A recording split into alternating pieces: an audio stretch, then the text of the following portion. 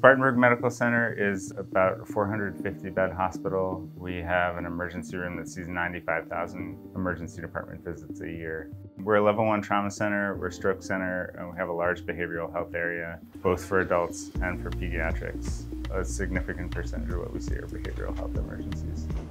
We do have psychiatrists that work in the facility, and they are really helpful during typical business hours dealing with adult patients. But the telehealth program in South Carolina has the ability to provide adolescent and pediatric psychiatry, which is something that a lot of facilities across South Carolina don't have on site in real time.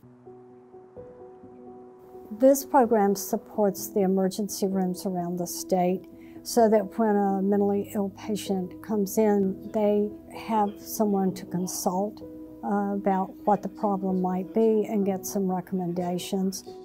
When we see a patient in the emergency room, we're able to see the patient very clearly on a screen. We have control of the camera so we can zoom in close to see if there's any abnormal movement in their hands or their face that might signify something else going on. Sometimes there's 1 to 4 providers with telepsychiatry and DMH that kind of fills in those gaps of we have patients that need to be seen. Telepsychiatry, as far as providers, is extremely important because we have a lack. So we definitely need providers for mental health. It's important to seek treatment and to find a provider because there's not a stigma anymore. There's always been an associated stigma. I can't go receive the help that I need because it's mental health. Nobody wants to talk about mental health. I think that there are several things happening that we're trying to remove the stigma as far as a nation. And you can't be your whole self if you can't be 100% complete. Any other family support nearby?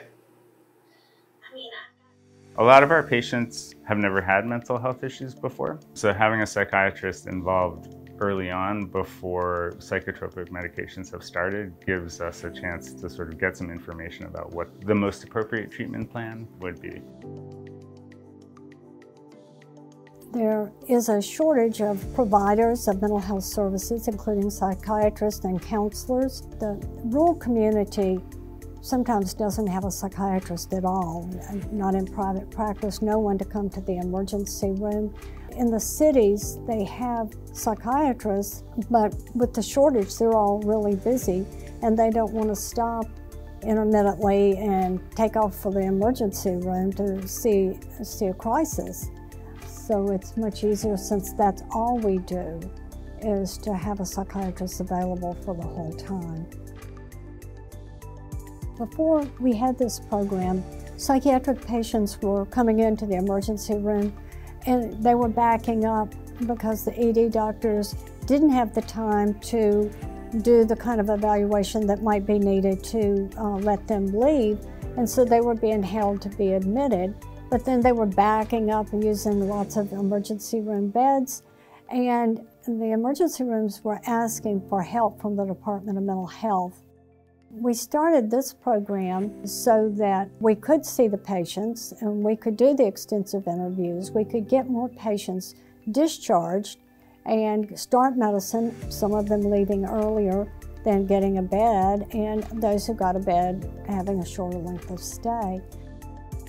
Then hopefully we'll be able to grow the program and be able to be available to any hospital that doesn't have a psychiatrist to help the emergency room physicians get better services to our patients, as well as have the emergency room physicians feel more comfortable with what they're doing.